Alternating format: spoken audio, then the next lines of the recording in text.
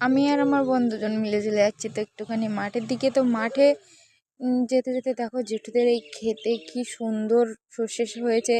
এবার আমার সঙ্গে যে গিয়েছে ওটাকে আমি কি বলবো আমি নিজেই বুঝতে পারছি না।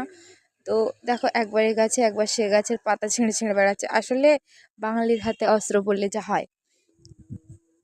তো চলো আমাদের আলু গাছগুলো একটুখানি দেখে নিই। তো আলুর খেতে গিয়েছিলাম একটু আলু দেখতে। তো আলু দেখতে দেখতে আরেকটা জিনিসও চোখে পড়লো যে আমাদের সবার ধান সমস্ত মাঠে ধান উঠে গেছে, কিন্তু এই বিলটায় কেন যে ধান উঠলো না সত্যিই বুঝতে পারছি না।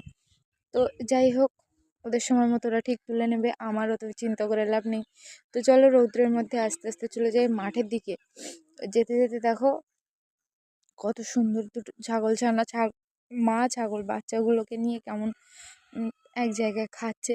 তো চলো ওদের সঙ্গে কিছু সময় কাটিয়ে আস্তে আস্তে আমিও চলে যাবো মাঠের দিকে।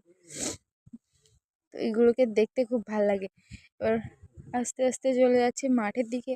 তো মাঠে গিয়ে আমাদের করতে হবে মেনলি যেটা, সেটা হচ্ছে এই বিলটাকে পরিষ্কার করতে হবে। কারণ শীতের চাষ যেটাকে বলে, শীতের চাষ তো হয়ে গেছে, এবার হবে গরমের চাষ।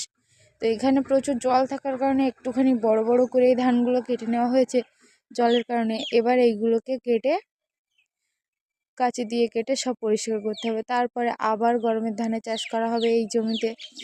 তো আমি আর বোন চলে এসেছি। তো সত্যি কথা বলতে কি, এই সব কাজ আমার দ্বারা ঠিক হয় না।